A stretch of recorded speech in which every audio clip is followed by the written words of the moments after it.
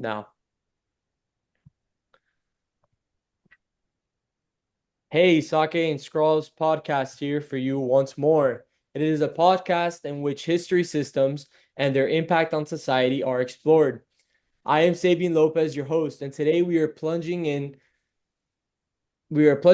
Japan's historical trusteeships from China and Korea, the exceptional position of women, the merger of indigenous beliefs with Buddhism, and the area of Japan's ruling kingship among the spectrum of powers. The guests today are five great professionals who will be taking part in this. Eduardo, an expert in influences of East Asia on Japan. Jaime, a specialist in women's history. Kevin, an expert in the intersection of religion and politics, and Christopher and Devin, the historians who deal with Japanese government and leadership. Let's get started straight away. Let's start off with Eduardo. We know that Japan was influenced by various East Asian cultures. Eduardo, what can you tell us specifically about borrowings from China and Korea throughout the Nara, Heian, Kamakura, Muromachi, and Edo periods? Hey Sagan, yeah, there were various influences that Korea and China had on Japan throughout early to modern times in Japan. Starting off with the Nara period, there was the writing style of the kanji or Chinese characters that were adopted by the Japanese. Moreover, there were also the literary works of the Nihon Shoki, which was used as a source of Japanese historical text. And then during the Heian period, there was more focus on aristocracy, which included new styles. A particular aspect was music and dance known as gagaku, which were adapted from the Tang Dynasty in China. The Kamakura period had the introduction of green tea rituals. The Muromachi period brought artists such as Sashu, who adapted the Chinese brush styles or techniques for landscape artists and paintings. Lastly, the Edo period, the adaptation of the Neo-Confucian principles was used as a foundation for the Tokugawa shogunate. The emphasis was on hierarchy, order, and loyalty. Amazing. Was there a specific time period that you could tell us a little bit more about, Eduardo? Yes, for sure. During the Kamakura period, Rinzai Zen was introduced by the monk Eizai, who was credited with helping introducing the green tea in Japan. One thing to know about the tea rituals is that they were introduced by Zen monks, who ultimately brought them from Song China. One key thing about the enlightenments was that they were meant for deeper thinking or forcing oneself to think outside of the box and not use the thought process that they were taught. Eduardo, great points were made. Each period brought different influences that shaped Japan's development. It is very interesting to see how Japan adapted to foreign influence in various fields like writing systems, religious practices, and governance structures that had always been typical in the country. Even more exciting is the fact that Japan did not simply copy these features, but instead remodeled them to match their unique culture and political needs. It mechanically provokes us to think, would Japan have developed in the same way as it did if outside influence did not exist? It is a process of creative non thinking, which in general chats do. Moving on, let's talk about the role of women in Japanese history. Jaime, how did women's status and power evolve over time, starting with the Heian period? Great question, Sabian. In the Heian period, which lasted from 1794 to 1885, elite women held significant power and authority in society. Noble women were able to inherit and hold property, allowing them financial independence from their husbands and control over their households. That's fascinating. What about marriage customs? How did relationships between noblemen and noblewomen function in this period? Marriage and courtship were highly ritualized, often centered around poetry. Men and women exchanged poems as a means of courtship, demonstrating their intellect and cultural refinement. The status and power of a noblewoman varied depending whether she was a principal wife, a secondary wife, or involved in a casual affair. Principal wives held the most authority within the household, while secondary wives were often chosen to create alliances between noble families. Despite this structure, elite women often enjoyed significant freedoms between control over their own children and artistic pursuits like poetry, unlike noblemen who had stricter societal roles. That's really interesting. How did this level of autonomy change in their later periods, such as the Kamakura and Muromachi periods? The Kamakura period from 1885 to 1333 and Muromachi period from 1336 to 1573 saw a decline in women's rights as Japan transitioned from a aristocratic court society to warrior-based society. Additionally, the marriage customs changed. Women were more expected to move into their husband's household than maintaining their own, and the importance of producing male heirs became even more pronounced. Marriage alliance between clans became crucial for maintaining power. Sounds like a major societal shift. How did these changes continue into the Tokugawa period? The Tokugawa period from 1603 to 1868 saw the continuation of this trend, with Confucian ideals reinforcing male dominance and female subservience. Women are often referred to as, quote, borrowed wombs because their primary war was to make male heirs. Strict gender roles became institutionalized, and women's rights to independence and property ownership were severely restricted. Hmm. It's clear that the Heian period was quite unique in terms of women's rights. Were there any notable women from that time who left a lasting impact? Absolutely. One of the most significant figures of the Heian era was Murasaki Shinbu. She was a noblewoman and the author of The Tale of Genji, which is considered the world's first novel.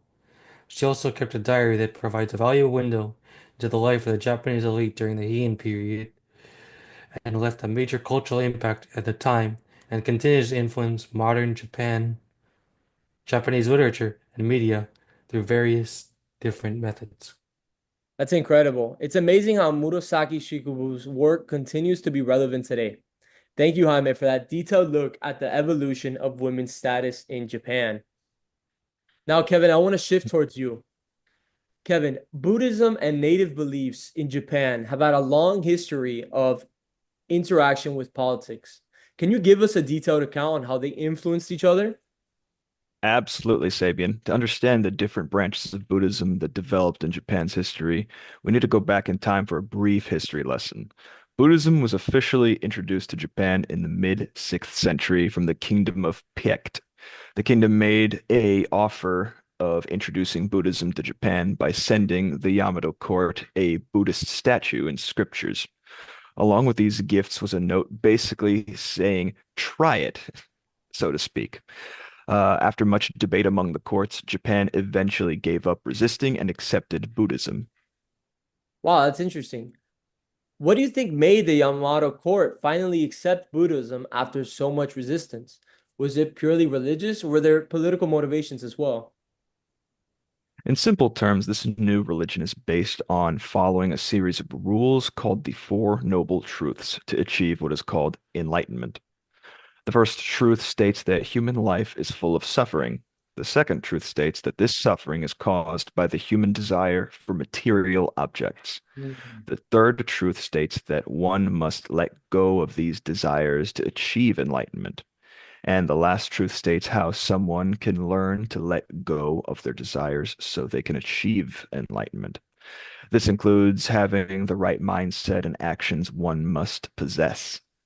Wow, what a solid foundation. Now, when we fast forward to the Kamakura period, how did Buddhism adapt to the new warrior dominated society? Fast forward to the Kamakura period, the Buddhism had been a major religion in Japan for hundreds of years at this point. The warrior class now ruled Japan, and with this new regime change, the warrior class sought tenets of order to legitimize their rule.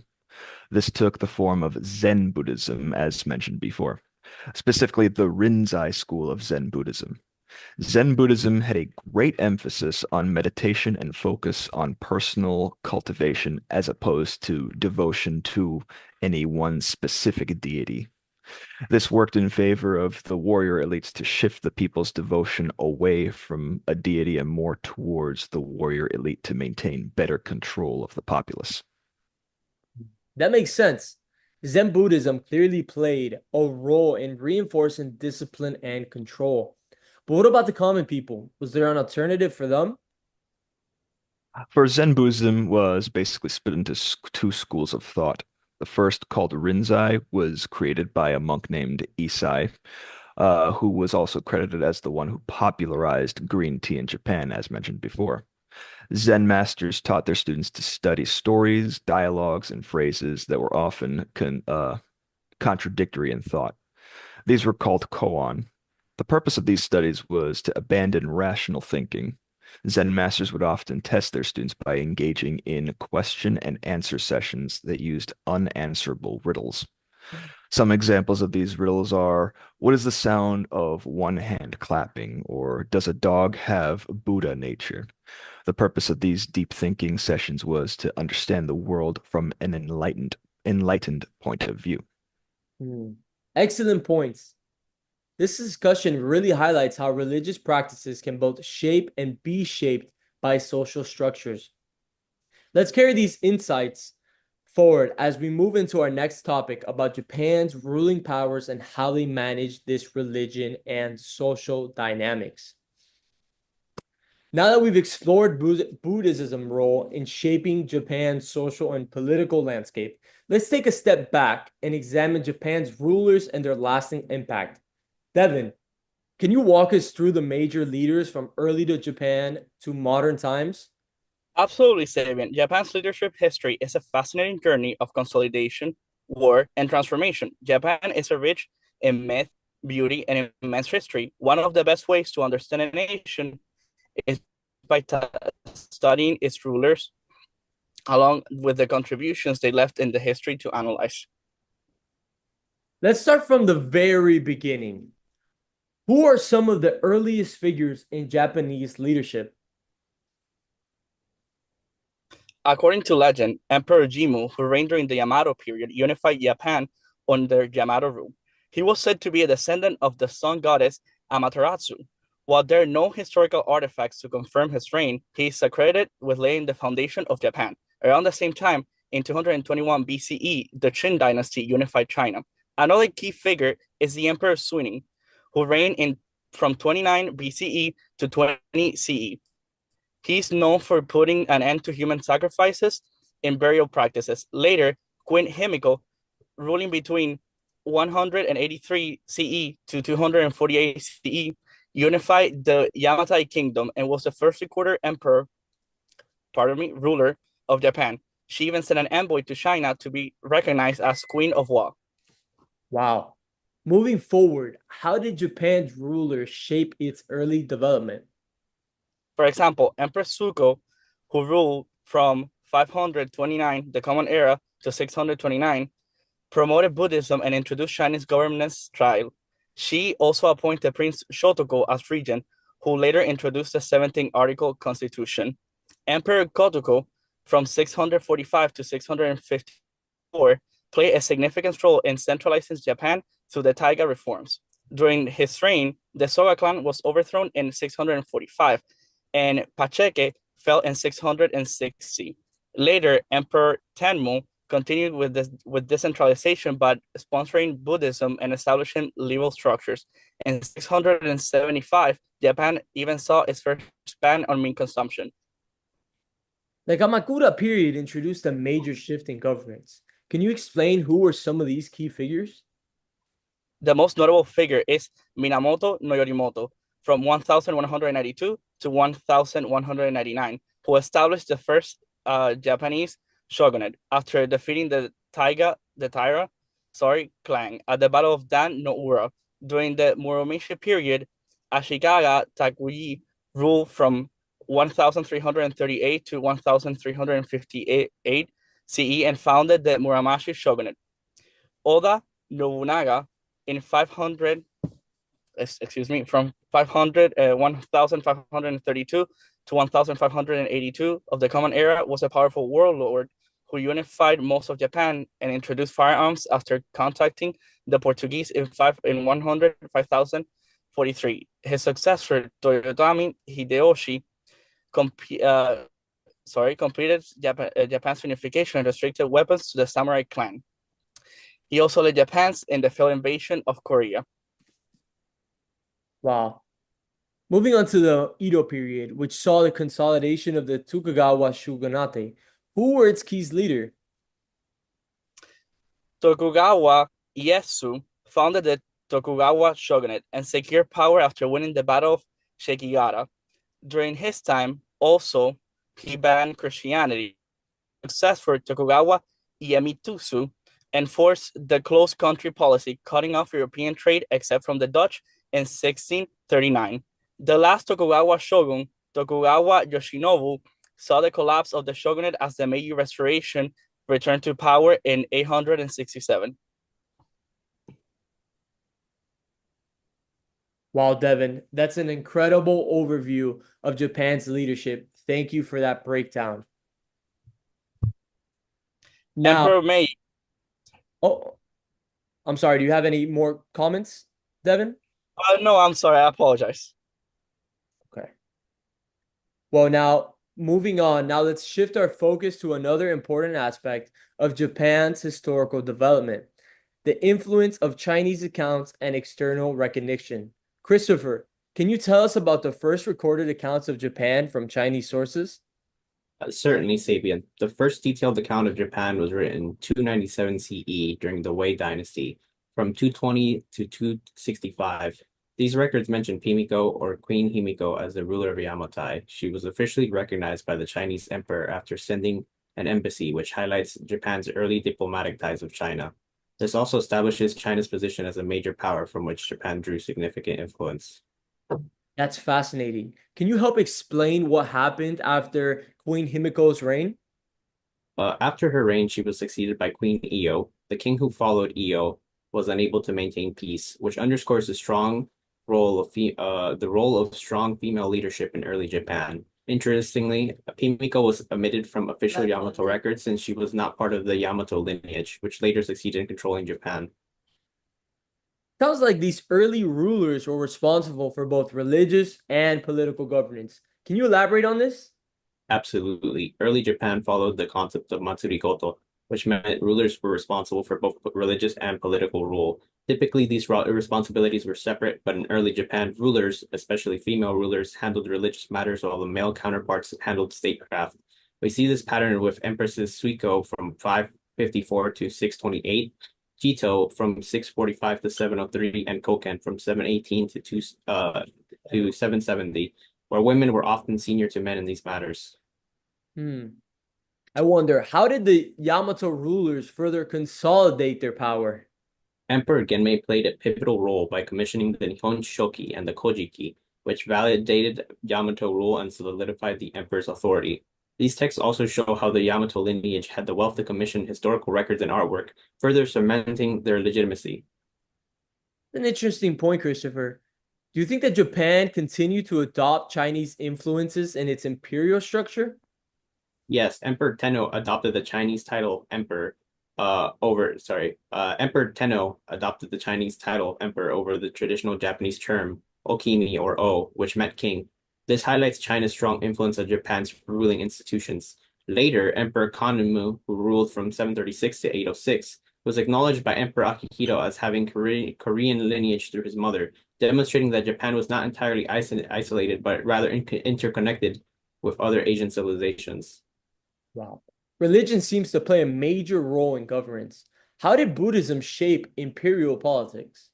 Emperor Kinmei allowed the Sogo clan to worship the Buddha, marking the official acceptance of Buddhism in Japan. This has had a profound influence on Japanese culture and religious practices, shaping the government and ideological framework of the country. What about the role of powerful clans like the Soga and Fujiwara? Emperor Bidatsu's death in 585 CE led to struggles over imperial succession between the Soga and the Monobe clans. The Sogo clan eventually secured power, leading to Empress Suiko's rule alongside Prince Shotoku, who introduced centralized governments modeled on the Chinese ideals. Later, Emperor Kotoku's Taika reforms further concentrated power in the imperial family, reducing the influence of powerful clans. How did legal and administrative structures develop during this period, if you don't mind? Emperor Tenmu from 631 to 686 and his consort Jito from 645 to 703 played a crucial role in centralizing authority. They revised the cap rank system and commissioned national histories while implementing the Taiho Code, which became the legal foundation of Japan's government for centuries. This system was largely inspired by Chinese legal structures. That's so remarkable. What about Buddhism's continued influence in later centuries? Emperor Shomu from 701 to 756 was a devout Buddhist who ordered the construction of temples, monasteries, and nunneries across Japan following national disasters and epidemics. He also commissioned the Daibutsu, a massive 53-foot Buddha statue, and even abdicated the throne to become a Buddhist monk. That must have left a lasting cultural impact. What role did female rulers play in these religious and political shifts? The Empress Koken, also known as Empress Shotoku, ruled twice, once from 749 to 758, and again from 766 to 770. She appointed Buddhist monks to high-ranking positions, which led to a rebellion against her rule. Eventually, she stepped down, passing the throne to Emperor Junin. This conversation has been incredibly insightful. Thank you, Christopher, for shedding light on how Chinese accounts and influences played a role in shaping early Japan's political and religious landscape. Just in case, here are our references. And this show is over today, ladies and gentlemen. On our Sake and Scrolls podcast, we learned about the bonds between Japan and China, Korea, the change in gender roles in different times, the unification of native beliefs with Buddhism, and the leaders who shaped the history of Japan. In other words, history of Japan is a web of cross-cultural encounters, governance change, and social transitions. Be it the quite impressive noblemen of the Heian period, the ascension of samurai hegemony of the or the religious and philosophical influences on governance. They all disclose an amazing late tale of adaptation and evolution. Our thanks go out to our guest panelists, Eduardo, Jaime, Kevin, Christopher, and Devin, who gave us such wonderful insights. Thank you guys. Last but not least, thanks go to our audience who joined us on this trip through the history of Japan. If you were inspired by today's episode, make sure you do not forget to subscribe and follow our future episodes where the next hidden gems will be discovered by us. Next time, we will be talking again. So this is Sake and Scrolls. Goodbye for now.